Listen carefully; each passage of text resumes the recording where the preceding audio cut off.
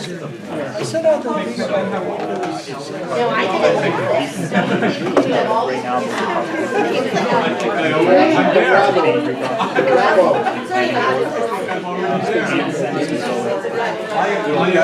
about yeah, let's just take it off. And then just have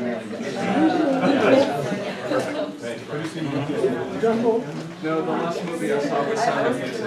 yeah, I think there's been a few It'll since. be I went on my 12th birthday. My parents permission me to sneak out because it was too cold to see already. I felt very risque.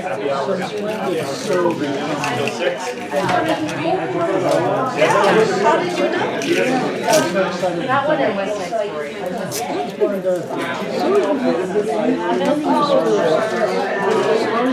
So I did this. All right, I think we're ready to begin, everyone. Welcome. I could sing some excerpts. I didn't say Sure, that'd be fun. I'd like to. It's good. Lori Kretz has moved to approve the minutes. We have a second from Brian Fedoruk. Any further discussion or corrections on the minutes from February 10th? Sorry, that's not February 10th. I Yeah, have a typo right there. there's a type on the agenda. but That's it's something to do with- 127, is that what? Sure, 127? whenever that, but I know, But you, did you But have an I- actual correction? no, Okay, you just want me to fix the agenda? move to approve, Brian seconded, so forth. Any other corrections or notes for the minutes? All those in favor of approving the minutes from January 27th, please indicate so by raising your hand. Actually, Melissa, don't tell me I wasn't here. Sorry, I wasn't here to say who's not voting. Any opposed? Matt has strong feelings? No. Strong. Any abstentions? Please indicate so by raising your hand. Raise your hand, Jerry. Are you abstaining from last week? Hold your lip. I know, that's what I'm saying. All right, the minutes passed. Thank you. All right, President Shaw. Thank you. So you may have noticed there's a couple of faces that aren't usually in the room today. I invited Ed Battistella from APSU and David Rako from SEIU here because I wanted everybody to hear at the same time what I'm going to say about the forthcoming report on SOU from the Higher Education Coordinating Commission. I think I've mentioned it before in here. They do these reports every 2 years. This year they're doing them of the technical and regional universities. The reports consist of a look at how our board functions. Settle down. It looks at how our board functions, it looks at accreditation, it looks at how well we collaborate with other institutions around the state, and it looks at our finances.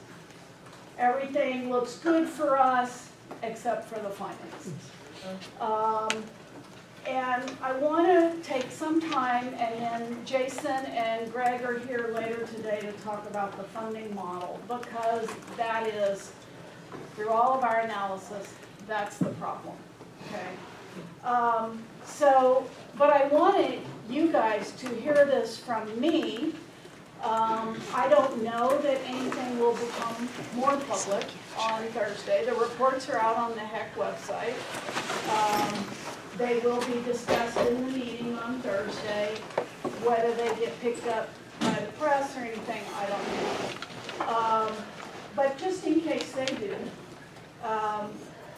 we have been monitoring ending fund balance as our metric of financial sustainability. That was what OUS monitored, and it was what in the old days triggered retrenchment, right? It's nodding. And we monitor that. And 2 years ago, to come out of conditions which were put on the existence of our independent board, we had to have an ending fund balance of greater than 10%. We got up to over 11%. Conditions were taken off, we're all good. Since then, we had an enrollment decline 2 years in a row. The first year, we decided to use some fund balance so that we could continue the momentum, the work that we started with the strategic plan, and the work that we've done to increase enrollment. This year, enrollment, recruitment, and retention. This year, as you know, we had another enrollment decrease, and we are making budget reductions to enable us to stay at an ending fund balance not below 8%. It's very important that we all monitor the reductions that we've been assigned and meet those or exceed those. Because if we don't, our fund balance will fall even farther, and we will be in what I call hair on fire territory. However, that's what we do, and nothing has changed, okay? We're still tracking it, we're doing all the things we need to do to get to that ending fund balance of 8%. The HEC has different ratios that they monitor. And Greg or somebody is going to have to explain them all. He didn't have to today, but there are industry type metrics and they're adapted for higher ed. The bottom line is that we look weak on those. And we expect there to be consternation among some of the commissioners over what those ratios show. We look the weakest of the 7. So just remember, as far as we're concerned, nothing's changed. It's a different set of metrics, right? Are these the right metrics? Jim Pinker, the finance guy with HEC, believes that these are good metrics. But they're at one point in time, they're a snapshot at one point in time. And even the HEC report says you can't go by one number, one set of metrics without any additional context, right? The context for us is a funding formula that does not provide, it gives us the least support out of the 7 publics. Just to give you one illustration. Last year, I and my presidential colleagues we lobbied for $100 million added to the Public University Support Fund. Well, we lobbied for $120 million. We ended up with $100 million more. Of that $100 million, $1.2 million flowed to SOU. That's all. And of that, 87% of that was consumed by increases to our retirement costs. That doesn't leave very much money for us to do anything else with, okay? So I'd be happy to answer any questions, but what I want is for no one to feel like we're hiding the financial situation. That's why we've been out on campus talking about it to as many people as we can. But I also want you not to fear, not to panic, right? We're doing what we need to do. Sue just got back from a conference. Maybe you're going to talk about that. So I'll let her talk about that. We know we're monitoring the right things. We're doing the things we need to do, but we need a fair shot from the state, or we can't even compete really effectively. So we will be using this occasion with the HEC to make that point, at least in an early stage. Jason and Greg are on the work group that's looking at the funding model. Brittany's on it. And we continue to make arguments there about how it needs to change.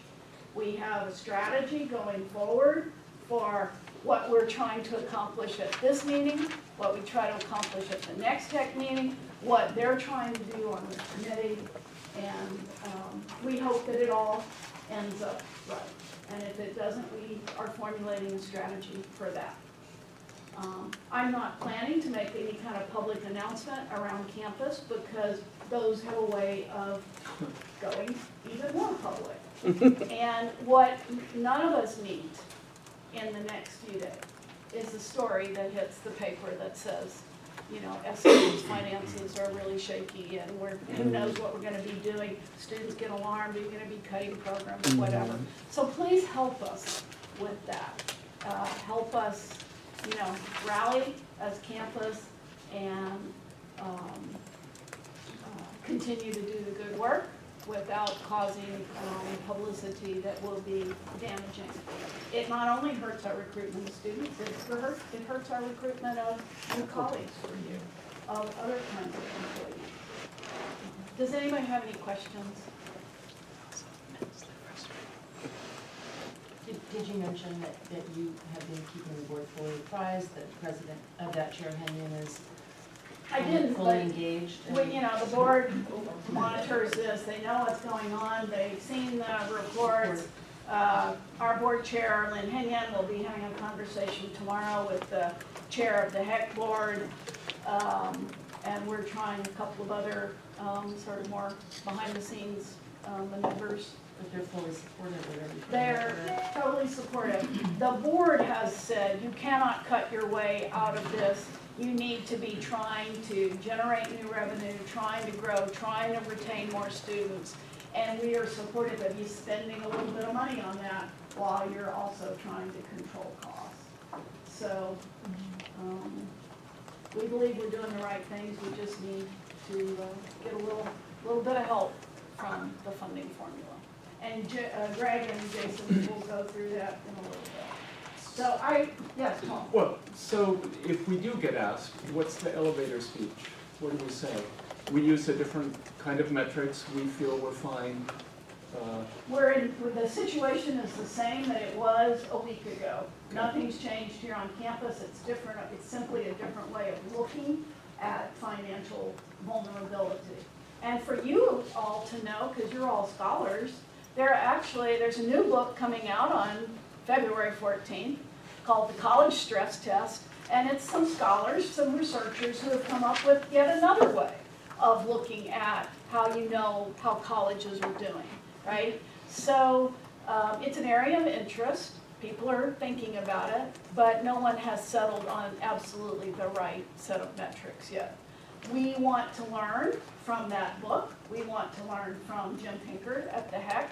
Thus, we've invited him. He'll be here on February 20th to meet with the cabinet, the Presidential Task Force on Financial Sustainability, and I already issued an invitation to this group, so if any of you want to come, you're welcome. But you will be well represented if you do not by other groups. I think you'll only need an elevator speech if it hits the paper. Right. And in that case, we will have a message to distribute around. We'll be sending a message out to campus on Friday. But barring that, we won't do that. Right. Can you remind us the time, date, and location of that meeting that you just? 4 o'clock on the 20th in the Nice room Yeah. at the library. The Jim Pinkert meeting? Yes. It may be too early to know this, but are there particular metrics that favor us that we should be thinking about? These financial metrics, the one that we're the best on, I think, is our debt ratio. What I would say about as we manage our financial health with our board, we've used the legacy OUS measure, which is really tied to the Education and General Fund and the operating funds. These 4 ratios that Jim Pinkert and the HEC have are both non-operating and operating.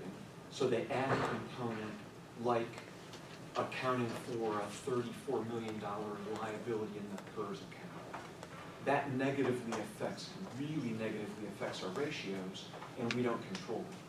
So my peers, for example, at U of O, just to give you a kind of a soundbite, at U of O, leveraging non-operating revenues that may be restricted, may be tied to athletic programs, would show them to be really healthy in their primary reserve when they're not. They're bleeding revenue because they're losing international students, and so they're cutting $10 million this year So they don't feel healthy at all financially, but this ratio would show them to be healthy. So that's just a simple example of how the downside or the negative consequence of using what is more of an industry financial ratio or set of ratios for a higher education environment, if that helps. Another talking point, if you need it, I mean, we want to get equitable state funding model. What is needed by small rural institutions to be able to meet the needs of their learners and serve the employers and the communities in which they are based, right? One of the other regional institutions gets $3 million more a year than we do, and they have about half the students we have. If we had that, our fund balance would be at 26%. If we had been getting that every year like they have been getting it. And their enrollment's going down faster than ours. So, yes. Can you just provide me with a little history of why they have gotten to the point where they get more money than us? Like, is there a historical thing? Well, we're gonna get into that a little bit with the funding model and if Okay, Can we that get on that comes one? from that. I laugh because it's It's on our minds all the time. And so you're right to ask that, absolutely. I just want to be, we're happy to go out and talk to anybody about this stuff. So, and, you know, if you have questions or you go back to your department and people have questions, please let one of us know. We'll do our best to get an answer. But for now, if we can all rally together in support of the campus, that will be the most helpful. Thank you. Thank you. Sure. Well, some of this relates to what President Shaw has been talking about. So the Tuition Advisory Council had its first meeting today. Recall that this is the advisory group to the president regarding tuition increases and some fees that students are charged. So great meeting. We'll have more follow-up with this group and updates, but this is the time of the year that we have these conversations, and I'm pleased that several of the members from last year asked to be on this year, so the learning curve is less, and we've got committed folks who've been through this cycle once before, with the exception, I think, of 2 students. Yeah. So there's that.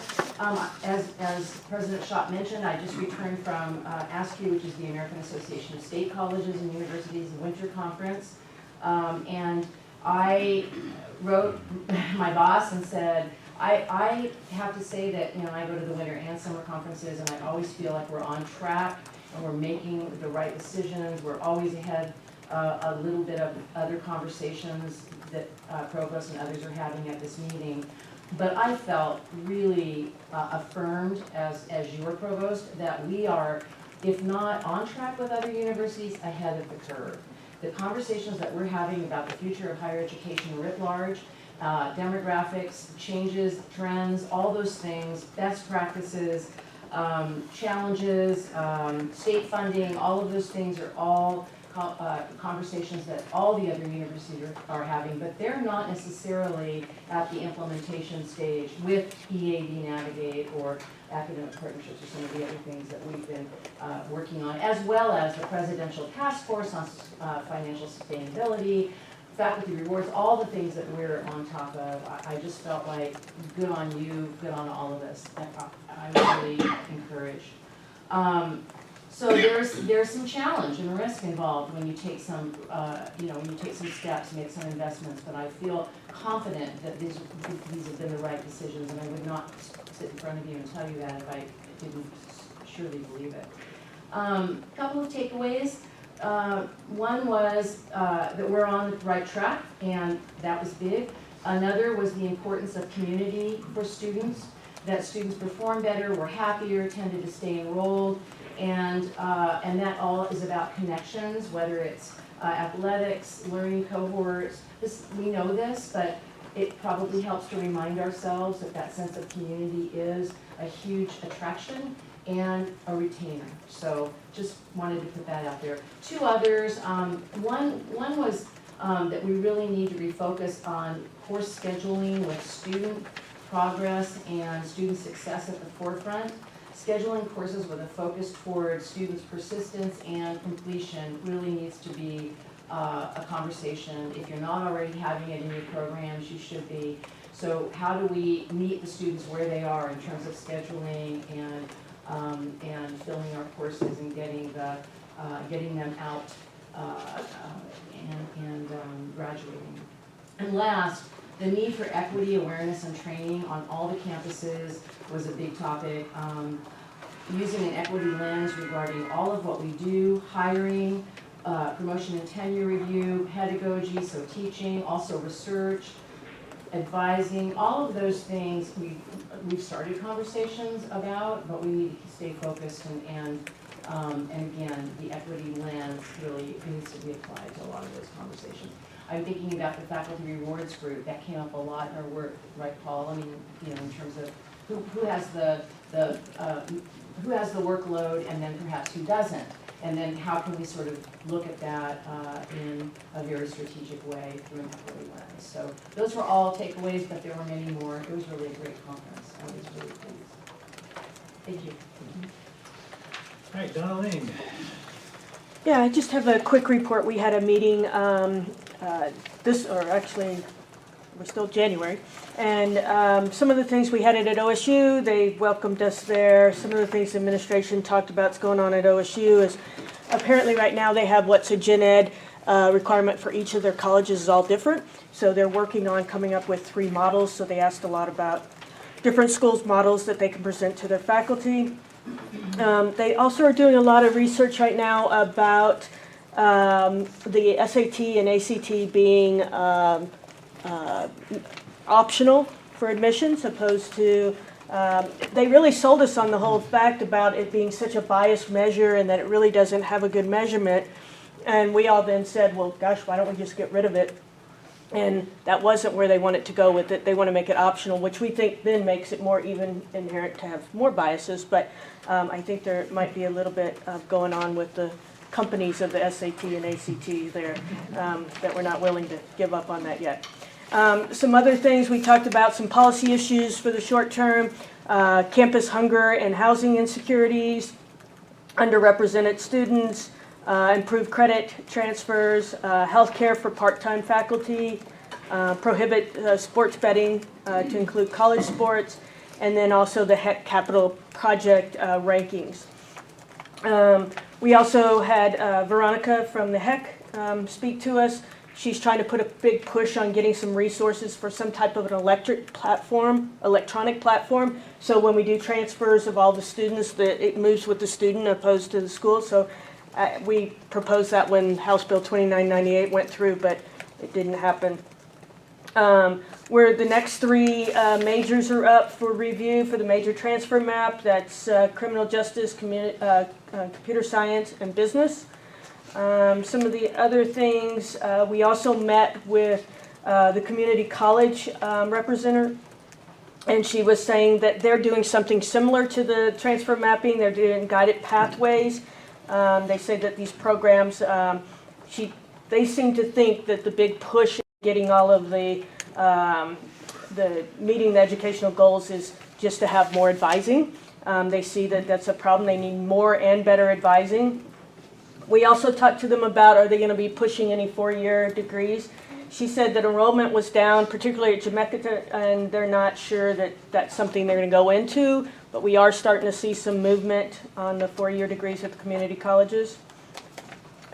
We also have great representation on the funding model through IFS on the HEC, so we're staying on top of that. I think the latest thing we just did, we wrote testimony against House Bill 4128, which was, are you guys familiar with that one? That's the one that just went through that's going to require us to do a certain type of assessment. Sue, can you help me here? You can't? Yeah. Kimball, Yeah, what's the exact? AOS is also looking at this. Basically, there's a fun backstory, but the main thing is that it would mandate that we do not use a specific category of assessments for math and English placement, is that Oh, what you're so talking the about? placement one? Yeah. Yes, Yeah, placement. yeah. Yeah, I've actually got the language here. It says, requires each public post-secondary institution of education to develop and use assessment systems to determine student eligibility to enroll in lower division collegiate coursework in English and math. And I think along with everybody else, we've said we oppose that. It's probably going to go through. It's got a couple amendments on it that at least help somewhat, but we've opposed that. So that's what we're working on right now. Anybody have any questions? Questions, comments? Thank you. Okay, thank you. All right, now we'll go back to Greg and Jason, and Brittany might want to chime in as well. She's been working with the funding model. All right, perfect. So I'm gonna start by saying that the slide file that I have here is, I sent it to Andrew. He's got it posted. And so I'm going to hit escape for just a moment to show you that within the file that you have access to, you've got the full script so the Director of Post-Secondary Finance and Capital is Jim Painter. He's the gentleman that's coming here on the 20th. I believe he'll probably do either this presentation or a version of it in full. This is a version that was presented to the full commission back in September. I am not going through the full. He spent 30 minutes doing this. This is free. Okay. We've had some discussion about the SSCM before. So what I wanted to do was just give you a reminder on a couple of things to set the stage and whet your appetite for Jason and Brittany, because they can then give you the color related to what's going on with the work group. So the reminder then is that you've got $837 million that flowed through the PUSF. Of that, it gets split in the biennia, so 49% in this current fiscal year. Okay, and then how that flows is, these are the three buckets of money that are part of the model. And so mission differentiation, that's this piece right here, should be a solid foundation. And then you've got activities here and outcomes. So three buckets. And again, the detailed notes are there. So within the mission differentiation bucket, and so Linda was talking earlier about one of the inequities in this category, and specifically when the legacy model, which is called the RAM, the work group that was doing this 5-6 years ago, they just ran out of time. They ran out of time, they carried over the values, and most of those are earmarks that were in the RAM that carried dollars from the old model to the new model. And for example, a university that shall remain nameless had some bordering states that might look like Idaho and Washington. They received funding support to offset the resident rate that they were not collecting. So they were charging a resident rate to those residents, and it was about 2.3 million that they were then given in the model.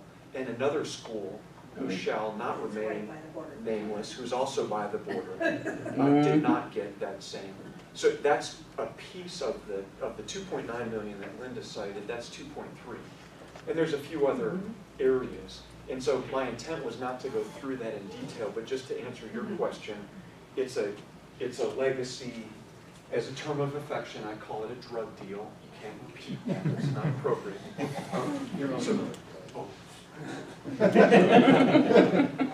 Appreciate that.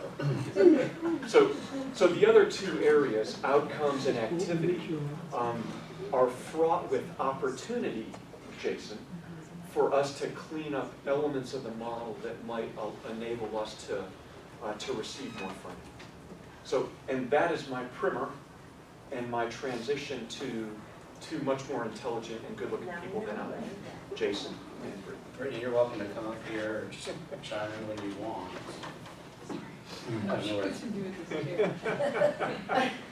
I'll leave, yeah, this slide, You can leave that yeah, up. this slide You is, just have fun with that. is a good starting point. You're a good sport. I guess, as a way of connecting this back to the conversation that Linda was having about the reports that we got, as the reports came out about each of the 4 institutions, some of the things, as I've been engaged in this work, some of the comments about all the institutions stood out to me. And in particular, one thing I observed is that there are 2 true universities that approach, not quite, but approach 50% of their funding coming from the state. And there are 2 other true universities who have had to consume parts of their fund balance recently, right?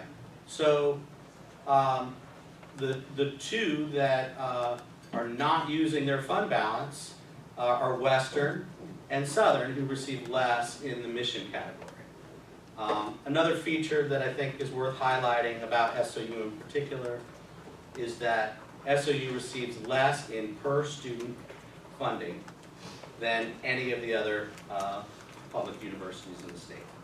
So these are things that we see actually in the data, that we aren't receiving the same level of state support across everything we do that other institutions are. So as you see here, there are different parts of the model. I'm going to start with the one on the right, and I'm really going to we're going to take you through what the topics of conversation, what are the areas of exploration that we're having with the task force. And so the first part that we took on was this activity-based allocation. The activity-based allocation is intended to basically provide a certain amount of funding based on the number of student credit hours that you have in a variety of disciplines. But there's weighting applied to it. And that weighting is based on how much does it cost to run a program. In particular, engineering, a lot of the STEM areas, you have labs, right? There are other costs that it takes to run those programs as opposed to other programs. And so there's an amount of weighting that is intended to say, hey, if you're running a high-cost program, the state wants to provide some compensation for that. And so some programs in one tier might get 1.8 times, so engineering gets 1.8 times the amount of funding in this part of the formula, or points, I guess, than say an English major, an English program does. But that's weighted just for equipment, or not for It actual includes cost of personnel. instruction? It includes personnel. And the data for that is drawn from national sources. It's not an analysis of what it costs necessarily, just exclusively within Oregon to provide each of those programs. And listen, we did a lot of raising of questions. She's smiling at me because she was very active in raising questions about, is this the right approach? Are we using good data? Turns out we're using a lot of data that's over 20 years old. Are we doing the right thing? But we started this conversation with questions about what it costs and how we allocate based on cost. And frankly, I don't have a lot of objection to the notion that some programs cost more than others. I mean, some of the high cost programs are our arts programs. We receive some benefit from that, but we don't receive the level of benefit from that cost weighting that you get maybe with our friends from Oregon Tech. So where we start to, I think, experience that SOU isn't getting quite the same shake as everyone else is when we move into the outcomes base, when we move into funding that is based on degrees awarded. Because the degrees, the bonus that one gets for conferring a degree on a student uses the same cost weight. So we've given, say, engineering credit for being a more expensive program to run in the activity side of the model. And then when they graduate someone, we give them another bonus for having a high-cost program. Now, the way I tend to put this, I think Dave will appreciate this, I know Brittany does, which is, it seems weird to reward degrees based on how much they cost, right? If this is intended to be at least a somewhat incentive-laden system, why don't we as a state ask ourselves, well, what does the state need? Do we need, certainly, we probably very much need STEM degrees. They probably do belong receiving some benefit in the completions portion. But do we also need law enforcement, like Brittany will be here? right? Do we need teachers? Deciding it primarily, if not exclusively, based on cost, doesn't seem like the right policy decision, and it's a place where I think we take a hit. Is that true to the people who graduate with these high-cost arts degrees? Is there also that sort of? They are, but I would say that the volume of graduates in those areas, I mean, a lot of those programs are in, intensive cost, intensive instruction, to be valued, but I don't know that the number of degrees certainly compares with, say, the number of healthcare, like magnetic resonance imaging folks that you get out of some of the technical programs or other programs you see at Oregon State, frankly. So yes, that weighting carries over, but I would argue that weighting should still carry over. But there should be other considerations to how much we value or reward, or extra reward we give any degree, if at all. The value that shouldn't be based on just how much the program costs. It should be based on what are the needs of the state or some other policy-driven decision, but not necessarily based on cost. So that's been a very significant. U of O they don't benefit from that very much either. They've taken on incentive stacking. But what I think, hopefully when we're done, and hopefully we'll leave time for questions, what you'll see is that the real problem isn't just that one issue in isolation. It's that the same programs are rewarded and over, whether it's in the formula or the whole model, throughout the whole model. So so these are the first two legs of the stool. The third leg of the stool is the mission differential, which Greg talked about, and we could go backwards though. So the mission differentiation is an area that's comprised of different amounts allocated for support of a mission. So in that space, Oregon Tech gets another $5 million to support engineering and to support healthcare.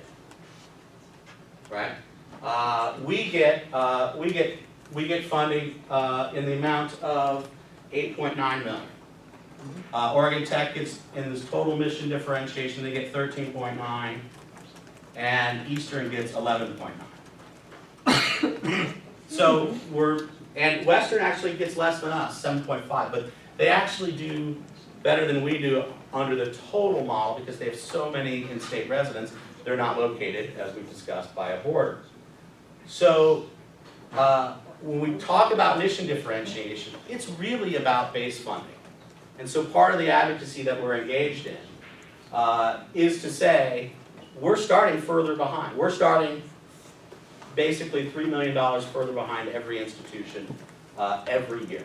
And so to the point that Linda raised, if we had been getting that every year, and that only went to, it probably wouldn't, but if it only went to our fund balance would be over 26%. So there's been an extensive conversation about, well, on this mission support side where we don't get a lot of funding, those are earmarks. Those are earmarks that were carried over from the State Board of Higher Ed days, right? The regional support, which is a place where we do get most of that $8.9 million, that needs to be more equitable. So, and as I said, in the mission support side, Oregon Tech's receiving more funding for the STEM programs they run. So that it's just rewarding the same thing over and over again. So really all we're advocating for is to be a little bit more policy driven, to not have the same programs stacked to the detriment of others over and over again throughout the model, and really just sort of level the base funding that each of the TRUs receive, and then see how we do, right? Other topics that are coming up for the task force include how are transfer degrees counted. We take a little bit of a negative result based on the way that, Greg, you might be able to remind me, I think we get... 167. It's a discount rate that's applied to transfer. Yeah. So we'll be talking about that. We'll also be talking about what are the... So there are bonuses given in the model for underrepresented minorities, for veterans, for a few other... So we're going to have a conversation on what are the characteristics that the the model should reward. And in that conversation, I've also sort of pointed out that if what we're doing is rewarding degrees that are tend to be populated by students who come from privilege, are we actually contributing to perpetuating privilege throughout the model? And so there needs to be some self-examination about that. So the last thing I'll say is, the model was created 5 years ago. The intention for this conversation was that at year 5, we would have a discussion about what the effects are. I don't want to fool anyone into thinking that this is an opportunity to just flip the table over on the whole thing. There are a lot of folks who believe that you need to have a model that has some stability, that you have to go 10 years before you make any real meaningful changes. I think we believe that there are opportunities for some of that equity to happen, but if we think that there's a golden path out of this by participating in this work group, I don't want to suggest that that's the case. But I do think there are openings for improvements, and we need to collectively seize those. So, anything you want to add? I did all the talking. Sorry. No, you did good. I just think a lot of it is when you're going over it, we've called out a lot of things that we are shorted on in the model, I would say, or just don't benefit SOU. And while we call them out at the table, we don't necessarily always fight super hard for them, because we're really trying to get the areas that we think we're most disadvantaged in, which is the mission differential. So we've called out the incentive stacking and other things, but it doesn't mean that we're at the table completely fighting for those, because we're really hoping that getting the point across that the mission differential is where we're being completely shorted.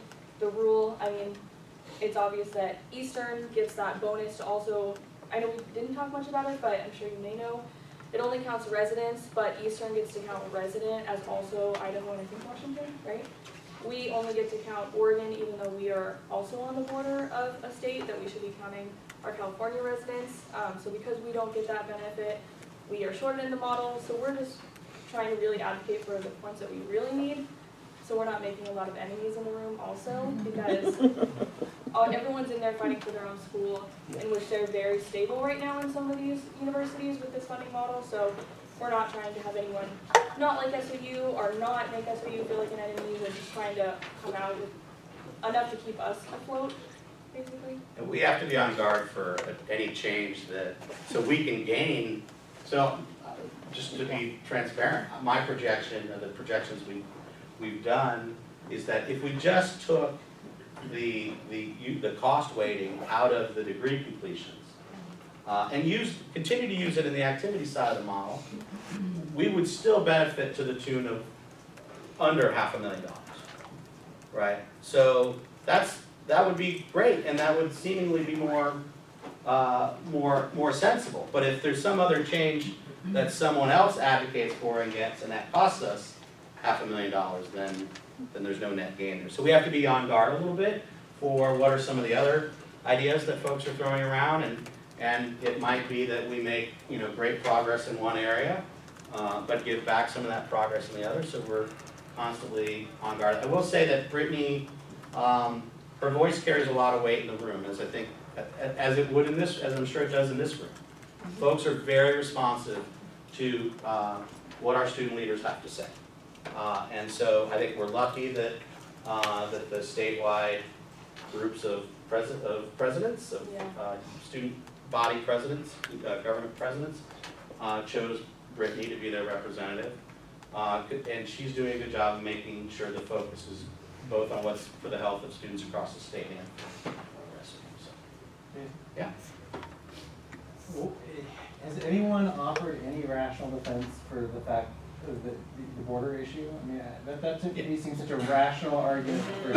Well, sometimes it's a function of time, right? So they spent a lot of time on this activities, like developing a formula based on activities, and that was intended to reward the conferral of degrees and to encourage certain types of degrees. And then they get to the end of the process, and they're like, oh, Oregon State gets X million dollars to run a veterinary science lab, right? And that's a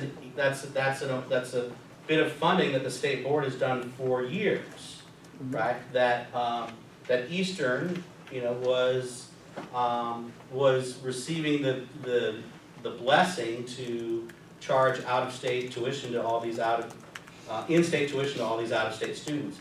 They ran out of time, is the story that we've been told, basically. That they took most of what's in mission support, in mission differentiation, was just carrying over things from the RAM model, as Greg mentioned before. And so they're actually, I don't think there is a lot of justification, because I don't think they put a lot of thought into it at the time.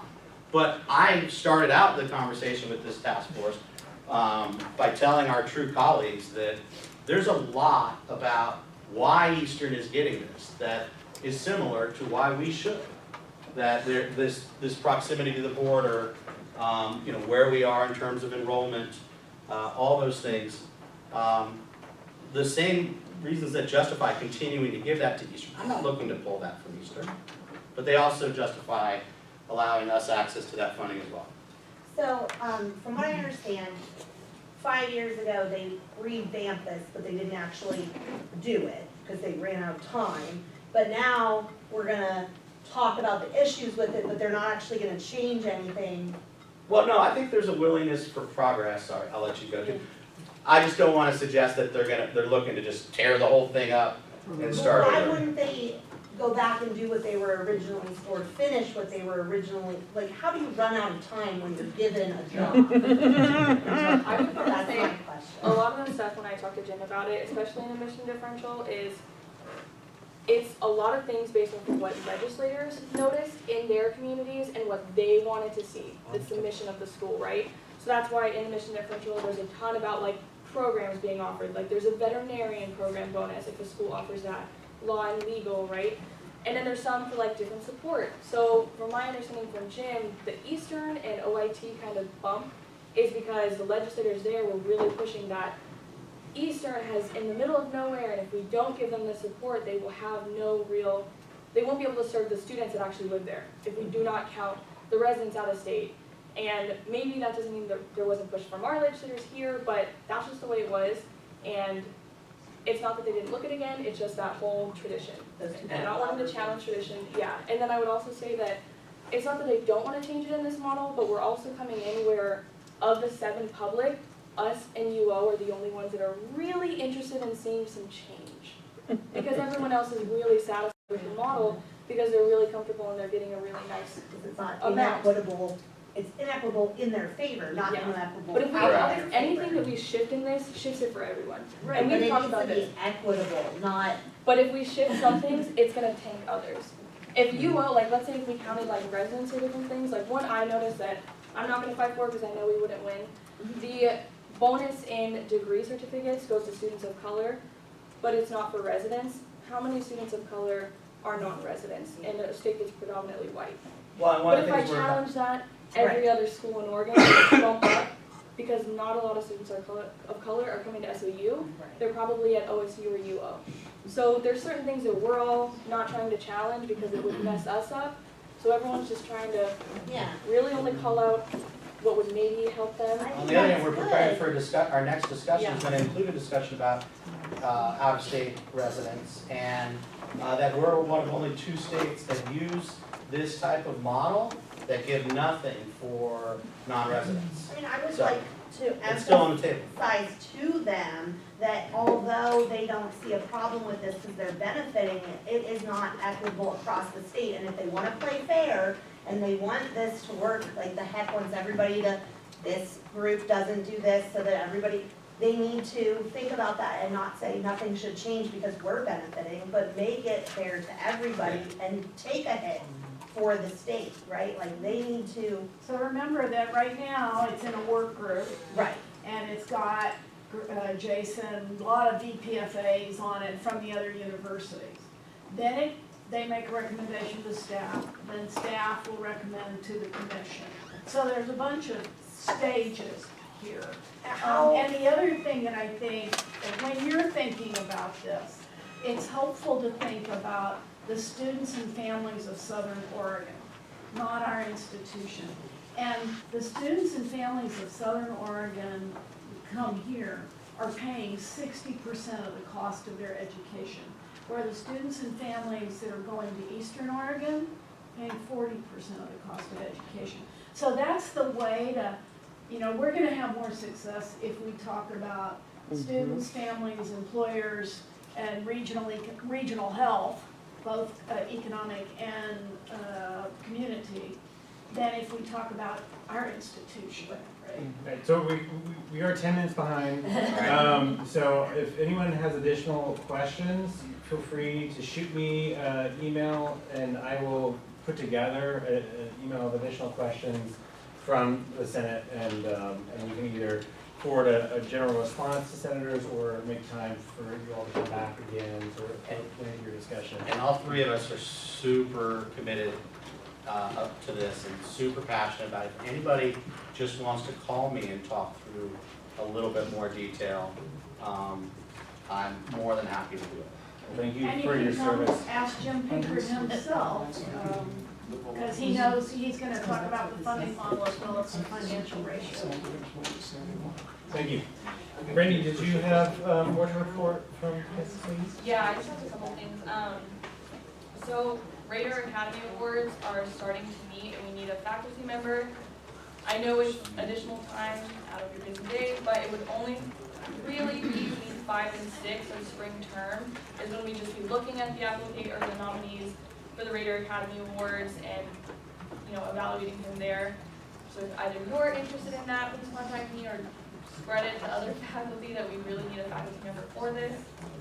Also, on March 15th, we're having a town hall here with Senator Goldman and Senator Pam Marsh. And so we would really like to, Representative Pam Marsh, whatever. What's the date of that? March 13th. Yeah. So we wanted to have you, we'll have it publicized around school, but we were hoping you could advertise it to your classes, to your students, your departments, and potentially even incentivize it to students. Yeah. March 13th in the SU. Yes, Yeah, SU. Yeah. And Yes. what time?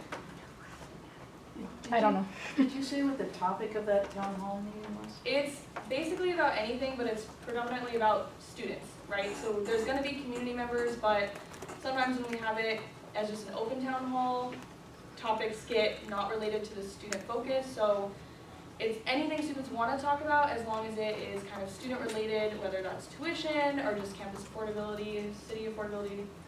But it's mainly supposed to be the student lens to this town hall, yeah. So we're just hoping if you could potentially incentivize it to students in your classes, or just advertise it at the very least, that would be really helpful. This all circles back to if the representatives know about where we're standing financially at the university, or if students know about the funding model, which student government is really trying to advocate for to students as well and educate them on. It all circles back to as long as the conversation's being had, they're more likely to address it and understand where SU really is standing right now. And on that note, the student fee committee is meeting this Wednesday to officially make our recommendations for who will be getting allocated funds and what programs will potentially not be getting allocated their funds or their asks or a decreased amount. Luckily, with people coming under and other cuts that we had made, the only amount the amount we have to cut from that requested is $310,000. It was at first projected to be up to $400,000, so luckily we're only going to be about $310,000.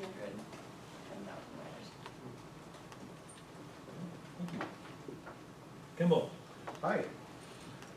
So yes, the advisory council met last week, and as usual, we mostly are discussing how to strategically place things on the agenda. Briefly, we did discuss what you've pretty much already seen, President Shaw's report on the upcoming HEC report, as well as the task force report from Jason and Brittany and Ray.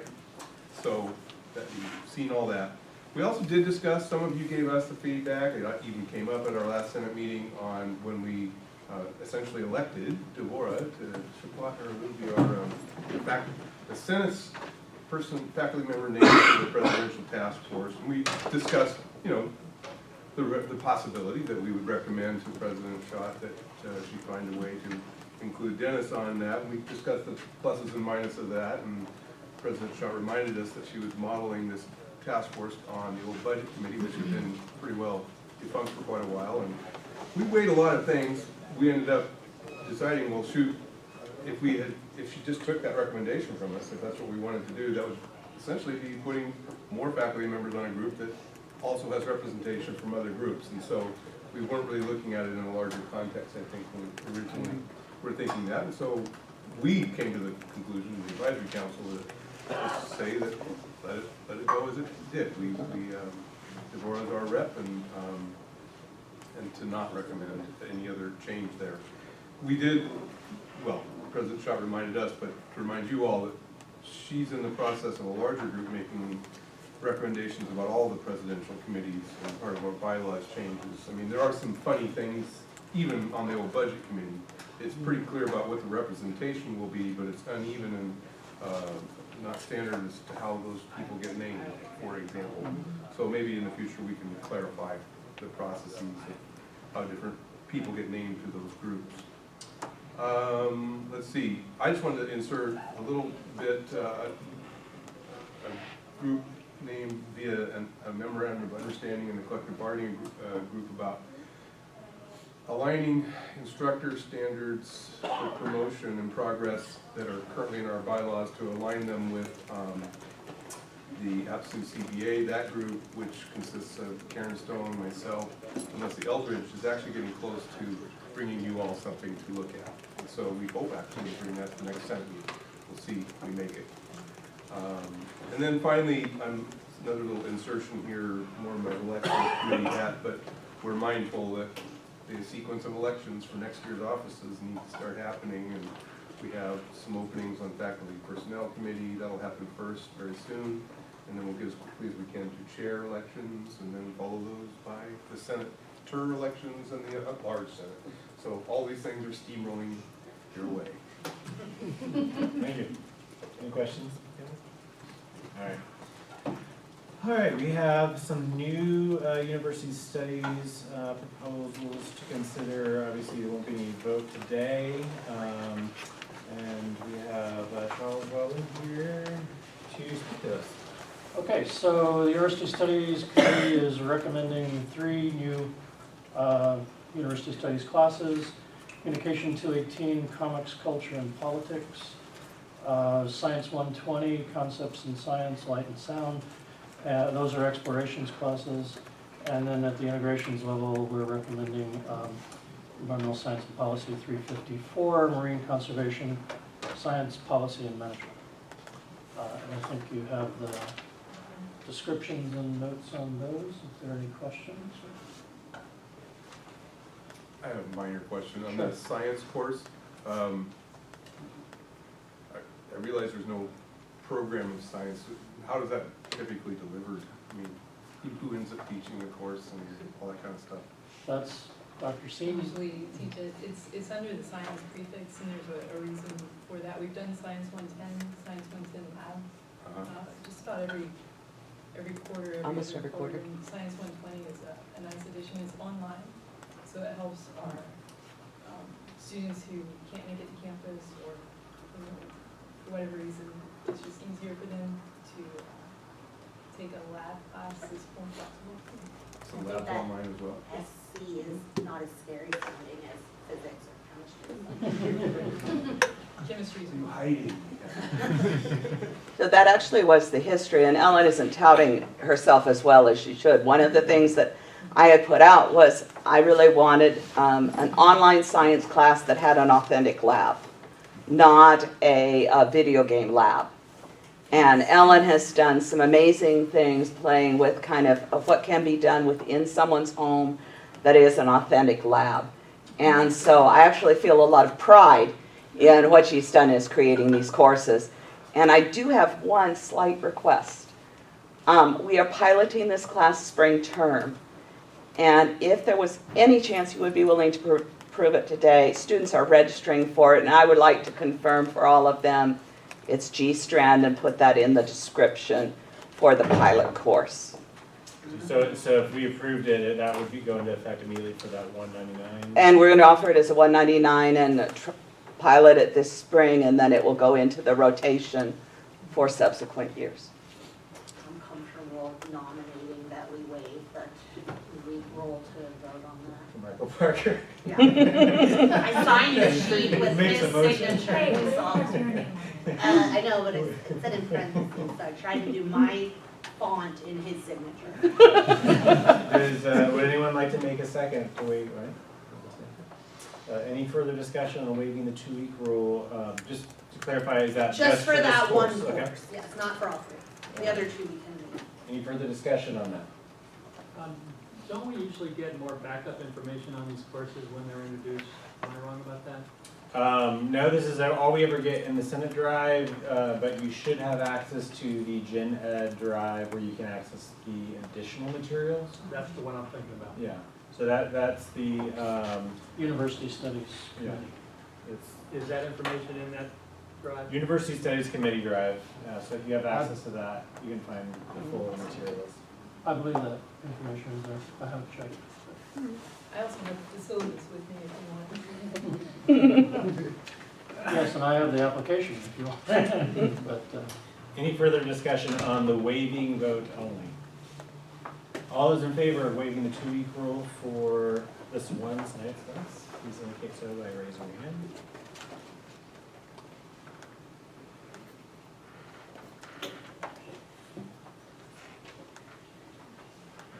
Any opposed? Dennis is opposed. Any others?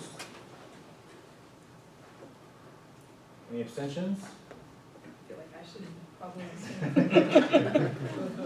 All right, the 2-week rule is waived, so, what, who made the motion? Michael Parker. And then Michael Stanfield, second.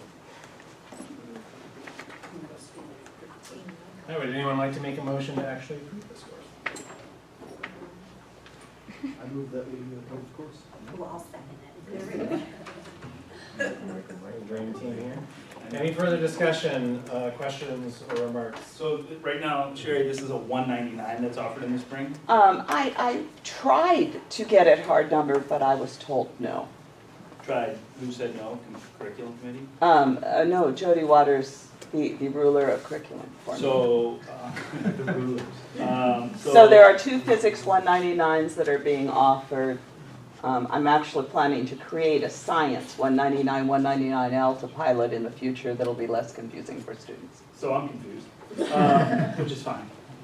So right now, what's on the table, you would like the concepts in science, light and sound, which is right now a 199 to be approved for. So if you approve the 120 for the catalog, then the 199 will be approved as the pilot of it in the spring. 120. All right, so we have a typo in the course description. Was It that? says 102 It says 102. in the course description, and at the top, it says 120 in the table.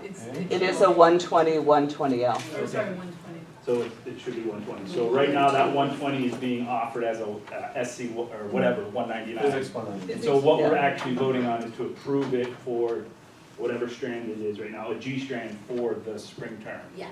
Okay, Right. and then if it gets approved again, then it's gonna change numbers to SC 120 in the future.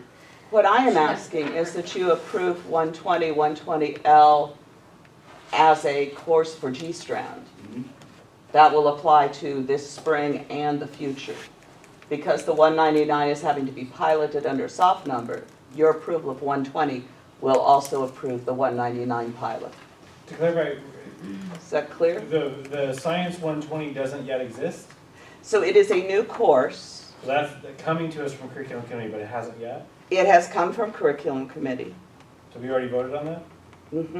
It came to Curriculum Committee first, yeah. I thought. Did it not?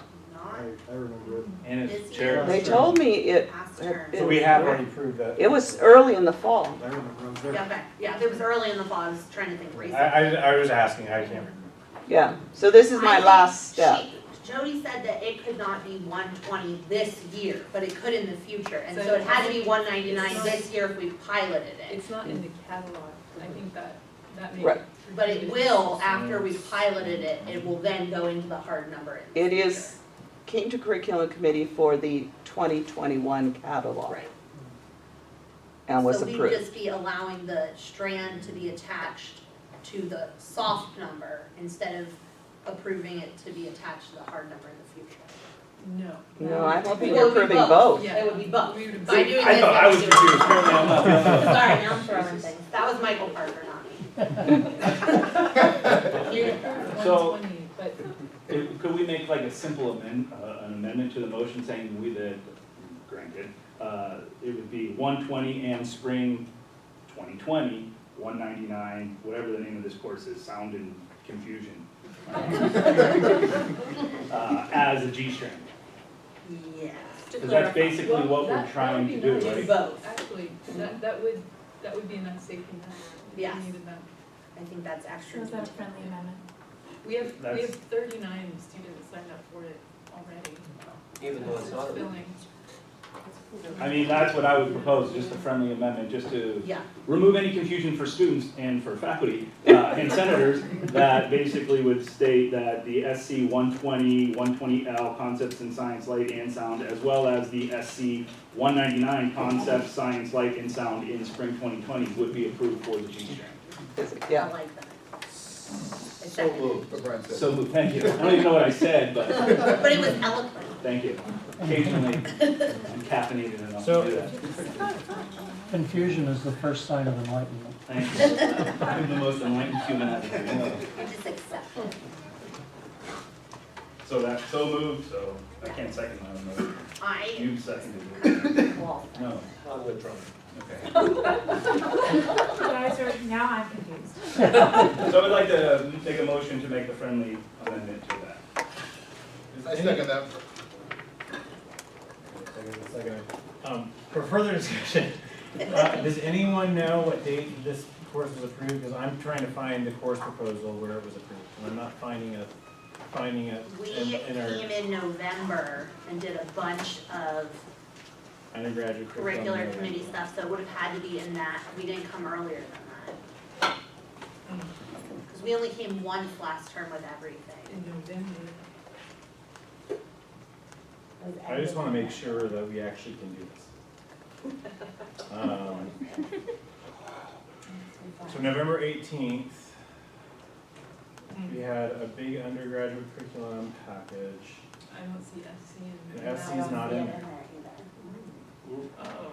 And I don't think we can approve a course for university studies. Yeah. If we haven't yet done it. Well, I mean, we can approve it for university studies, but it can't go into effect if the course has not been approved. I guess the You question can't is, apply where university is it? studies to a Did you course that find isn't in the system. Yeah, it's in the December 6th meeting. Thank you, Oh, thank you. okay. All right, I did not. December 6th. Wait, we don't have December We 6th. don't have December 6th. You mean that? December 2nd, 9? Maybe it's typo, I got 12/06/19 CC meeting. Oh, that's- summary. No, but it did come to That's Senate. when it went to the curricular committee, but That means I, then it means it hasn't come, because we haven't seen any curriculum. we haven't had anything that's turned yet. Ooh, I wasn't nagging you. We should put that on the agenda. But I can tell you, we approved it, so it should be coming to you next time undergraduate curricular committee comes to Senate. I mean, I guess what I would say is, I don't think there's necessarily anything preventing us from approving the proposal that this course shouldn't ever exist. Would be a gen ed course, but I think that it wouldn't actually go into effect for your purpose unless we approve the hard. And they took the other half to the undergraduate, so they've already been following two paths, I think. Is this a standalone certificate, meaning a student doesn't have to be degree seeking, they can come in off the street and get this credential? Yes. Or it could be combined with a major. Kristen? So staffing concern, the communication course, just since that's my department, reading through the staffing, we would love to offer it. It says explicitly here we don't have consistent staffing. What are the implications of that for this? Well, I've had quite a few conversations with both Elena Ruggiero and Andrew Gay, and so it's hopeful that it will be able to be offered once a year, which would be sufficient for this.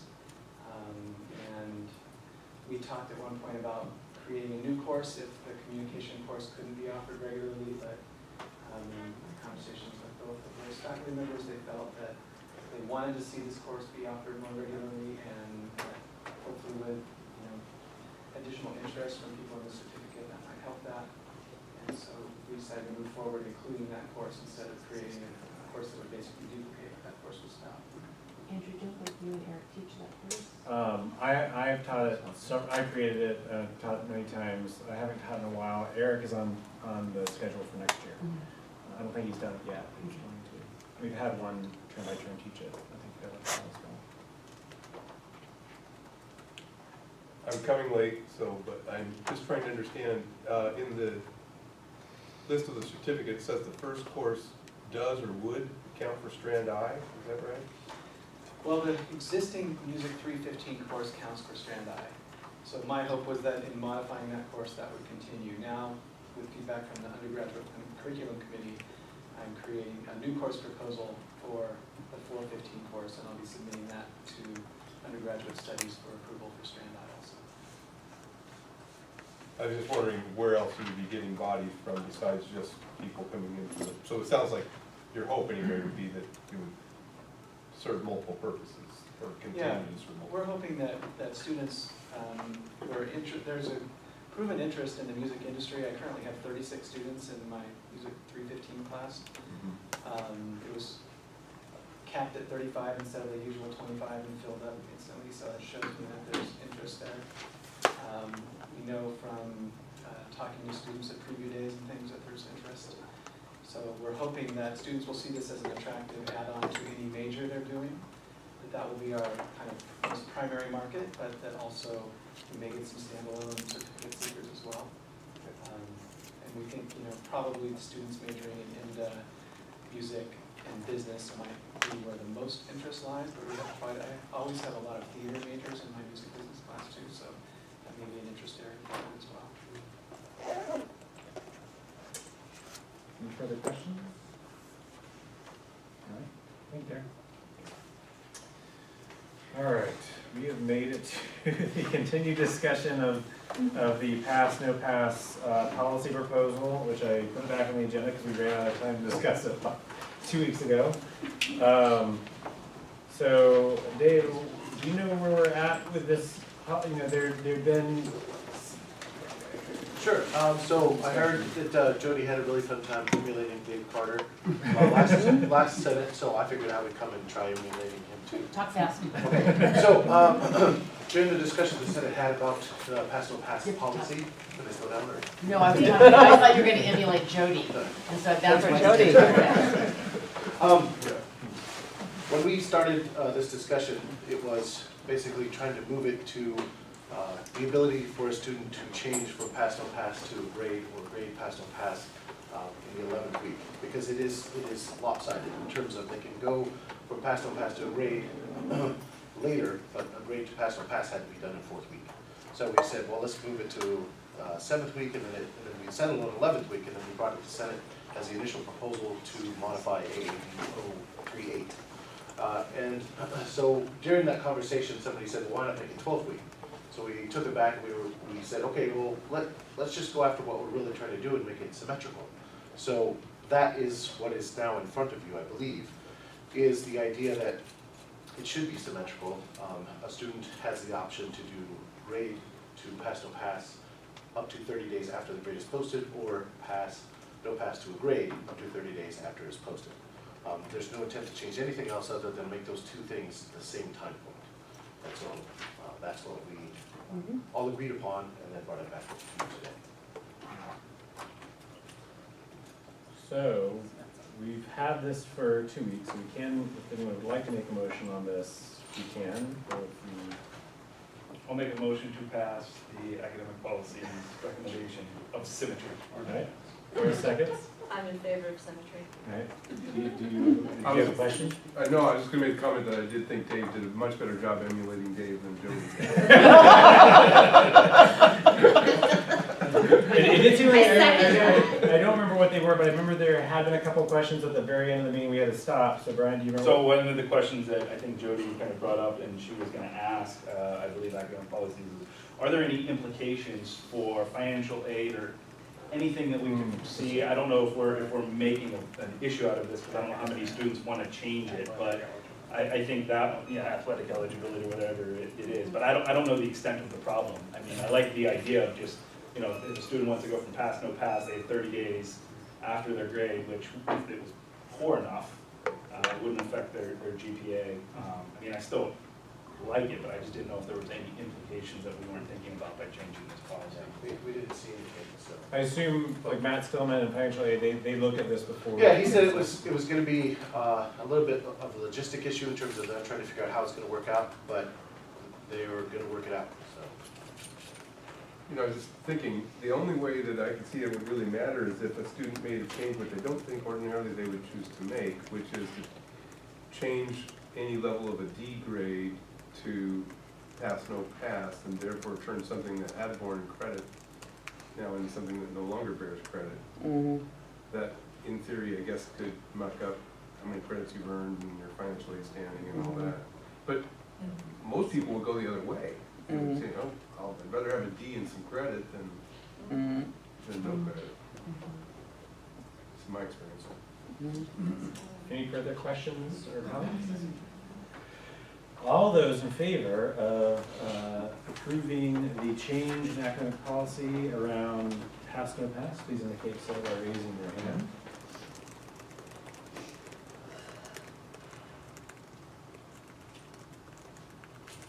Any opposed? Any abstentions? Academic policy passes.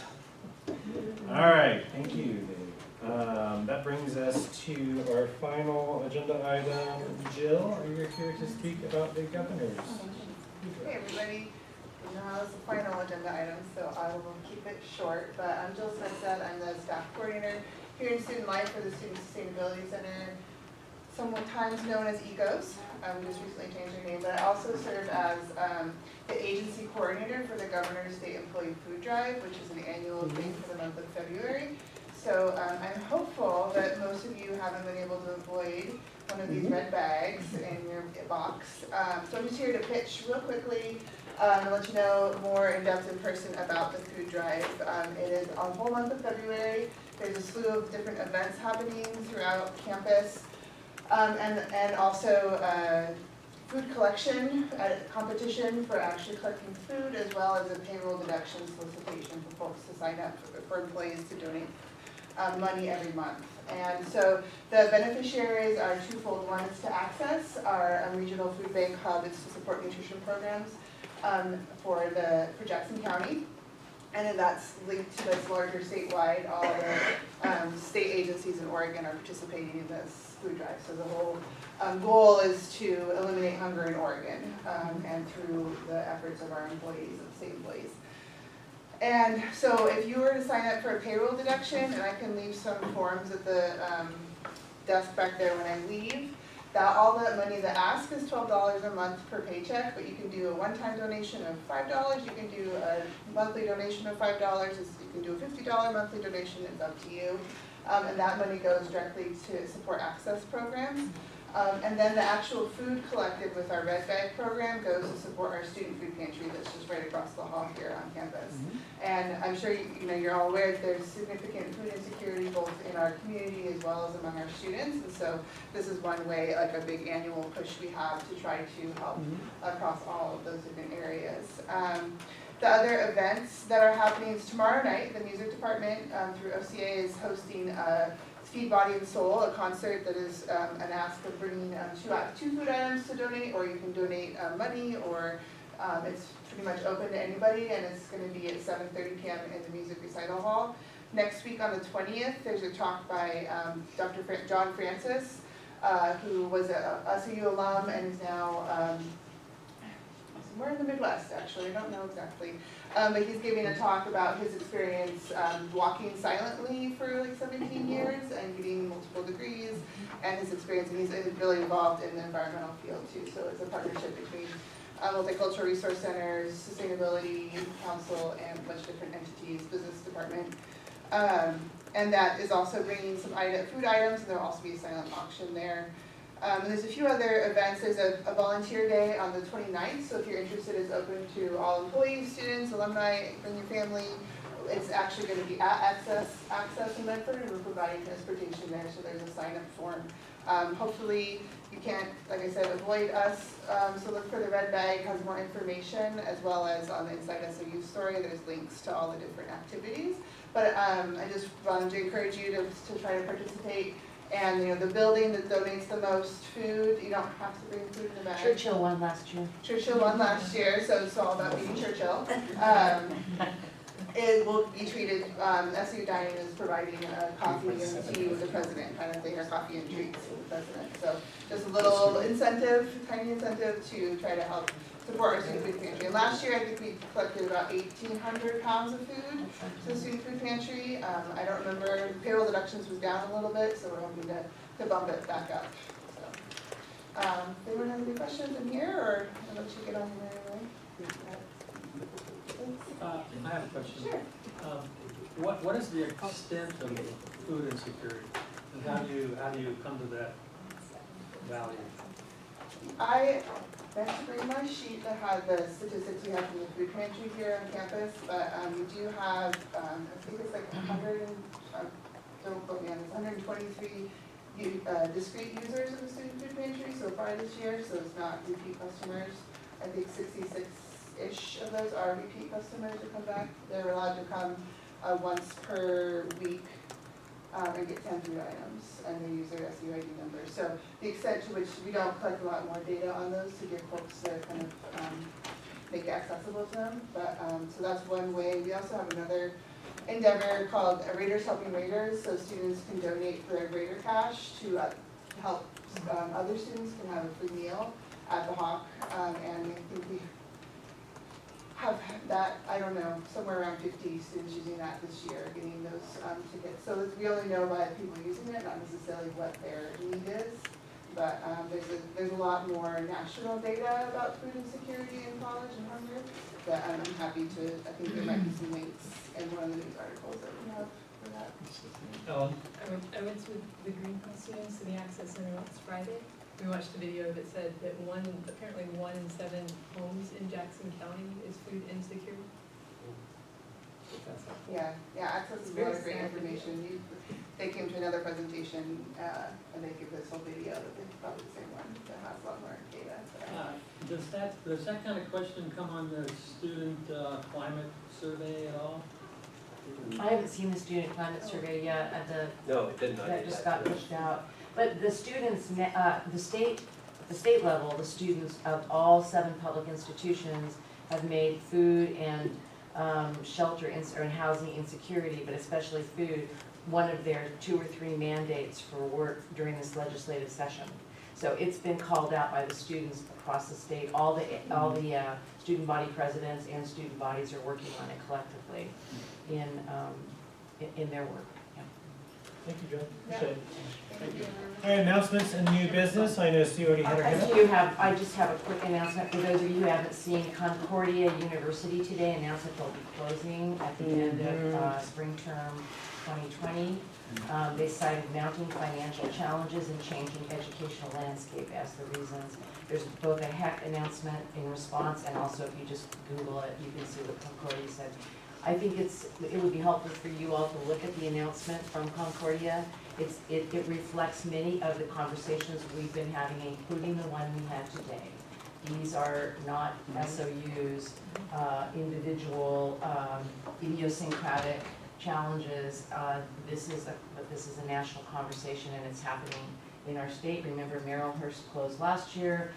We are reaching out to the business program for MBA and also education to see if we can help, as we did with Merrillhurst.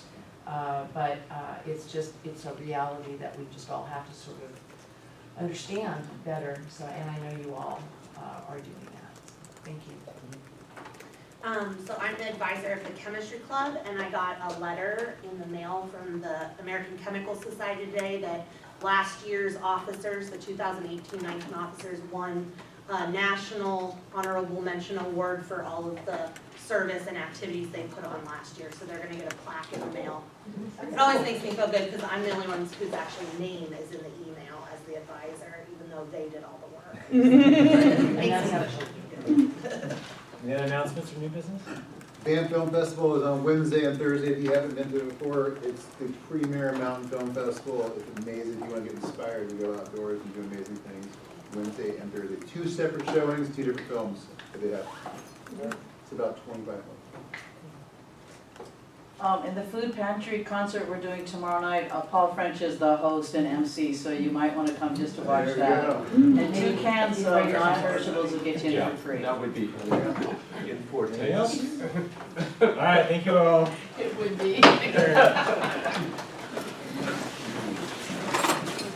Please bring your name, please. Yeah. And then I will, go in and. Oh, Especially, yeah, yeah, so, I'm sorry.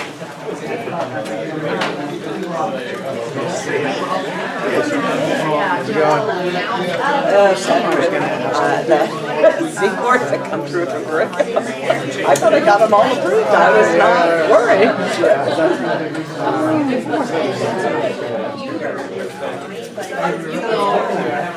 It'll occur to me later.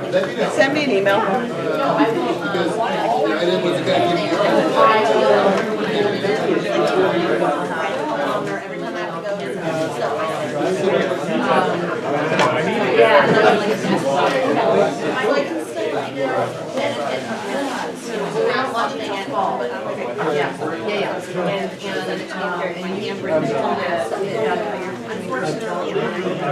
See, Sarah. To be honest. Right. Yeah.